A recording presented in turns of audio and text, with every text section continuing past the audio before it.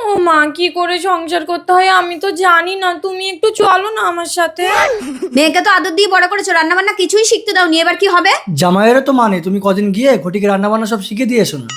ভালো হবে, চলুন, আমার বাবাটাও একা থাকে। না মানে বাবাকে আর রান্না করতে হবে না তাই বলছি। ও আচ্ছা ঠিক আছে, তাহলে যাও। চলো বল। আরে বাবাকে প্রণাম করো। কলাটা ধরো তো, খাবে না। থাক থাক মা, পায়ে হাত দিতে নেই। বাবা। যা মা। গাড়িতে বসো। আর তুমি সাবধানে থাকবে, জামাইয়ের বাবার ঘরে যেন ঢুকবে না। ঠিক আছে চলো। বাবা বেরিয়ে এসে দেখো আমি বৌমা এনেছি।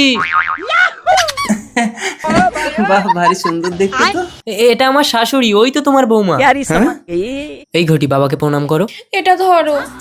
শ্বশুর। এরপর কি হলো সেটা দেখার আগে এই দুইটা ছবির ভিতর থেকে যেকোনো একটা ছবিকে ভালোবাসে থাকলে ভিডিওতে লাইক করে চ্যানেলটি সাবস্ক্রাইব করে দাও। আর যদি না করো তাহলে আমি বুঝবো তোমরা ছবি দুইটাকে ভালোবাসো না। আর কমেন্টে লিখে দাও আমি। পায়ে হাত দিয়ে প্রণাম করো। বাবা বলেছে পায়ে হাত দিতে নেই।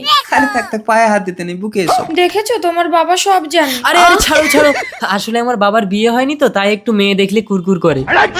তার মানে তোমার বাবা অবিবাহিত? হ্যাঁ। চলে এসো ঘটি, শুয়ে পড়ো। আমি একা শোবো, মা শোবে না। আরে আজ আমাদের ফুল সজ্জা। ফুলসজ্জাটা কি? দাঁড়াও, মার কাছ থেকে শুনে আসি। আরে আরে, ওহো। মা, কি রে? ফুলসজ্জাটা কি গো মা?